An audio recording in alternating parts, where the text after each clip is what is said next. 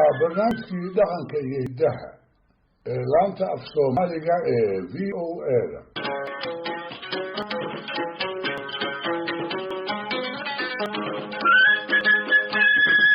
Dhegeystayaal bishii Sebtembar 2016 ayaa waxaan dhegaystay idaacadaha af Soomaaliga ku hadlan dood war ay tabinaysay. Wuxuu ahaa war ku saabsan dhalinyarada Afrikaanka iyo Carabta leh ee iyaga oo dhuumanaya dibadaha u sodcaala kolkaana in badan oo ka midii ay ku geeriyoodaan badaha Afrika iyo Yurub u dhaxeeya. Wartabiyihii arrintaa dawnaya ayaa wuxuu yidhi badda cad ee dalka Masar waxaa la sheegay in dhowr boqol oo qofi ay qarqoomeen toddobaadkii aan soo dhaafnay. Markaas baan inta kala gartay waxaan ku hakaday ereyga qarqoomid oo aan garan waayey wuxuu la jeeday. waxaan ka raadiyey qaamuusyada dhowrka ah ee afyaanada Soomaalidu ay dejiyeen dhammaadkii qarnigii 20aad iyo kan aynu hadda ku jirno sanadihii ugu horreeyey. hase ahaatee waan ka waayey waxay kadibse waxaan ogaaday in ereyga uu af carbeedka ka soo amaahday markii malaha ku dhigma oo af Soomaali ihi uu wariyaha ku soo dhici waayey.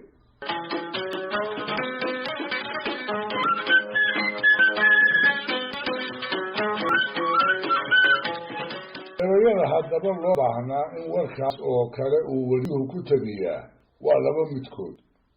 waa hafasho ama waa maanshood oo ah biyo badan oo inta la galo ama lagu dhaco lagu dhinto, bad iyo balli, ceel iyo webi kii ay ahaadaanba.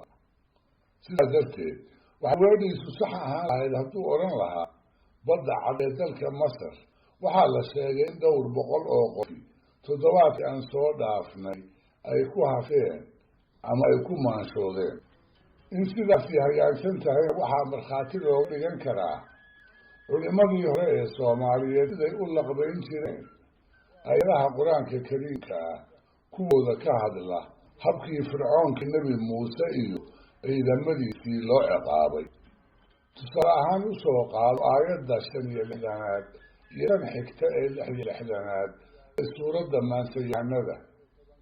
وأنجينا موسى ومن معه أجمعين ثم أغرقنا الآخرين. ayadahaas oo ay ku laqbayn jireen waxaan badbaadinay muuse iyo dhammaan intii la jirkiisa ahay, dabadeedna kuwii kale ayaanu maanshaynay. kuwaa kale oo loola jeedo fircoon iyo askartiisii oo biyaha webiga niil ama badda cas midkood huf iyo halaan jirin lagaga dhigay.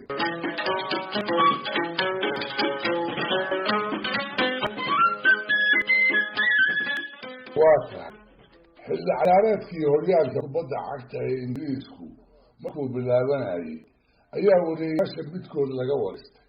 markaas buu si faahfaahsan wuxuu uga faallooday siday la tahay in wax u dhici doonaan.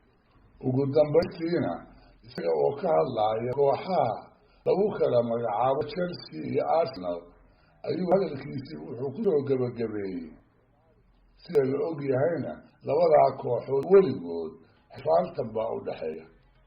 waa weer qalada waxayna eedsatay ereyga xifaaltan oo ay muuqato in macnihiisa aanu weliyuhu si fiican ugu dhabogelin kahor intuusan adeegsan. xifaaltanku xifaalootanna waa la yidhaahdaa wuxuu dhex maraa laba qof oo badanaa aada isu yaqaan, mid walibana midka kale falalkiisa iyo dabeecadihiisa uu si hufan wax uga sheego iyada oo maad looga dan leeyahay.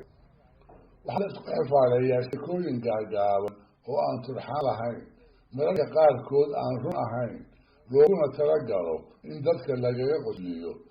sidaas darteedna labada dhinac ee xifaaltamaysaa waa wax ay isaga raalli yihiin kumana kala carodaan.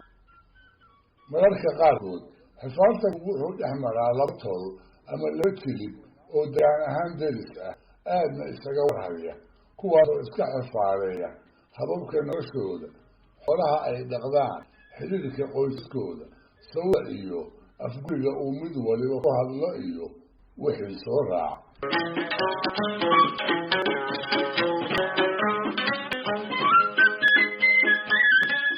kooxaha kubadda cagta ee Ingiriiska قاهان لبدي أولي وكان لاي وحا هدبا كدهيا حفالتا معهي وحفيلتا إرس والبا حفالتا كأوغدوا وأري كوهبون حليلك لبدا كوحود إلا وشيغو وأري تنوامعي ترتب إسرائيلية لوهلتو إذا حنتا كدهيا لبقف أما لبدنا وكوالي بأوحسو الدبايو إنك كلا وكفور وإستقع القوش الرعضو بنا عكلا وكهنقو مقعهان أريقو وحفيل والأهان وحفيل لقف مركي لقى هلايانا وحفيلتا وانا لقى دحيلكا تدعية كميدة قوي جيعانك أها السيد محمد كتير سيدي فرقي سيحين فينين مركو انتسي ادراي اسلام فارح اسلام آدم وأولحدي وتدعية لي أها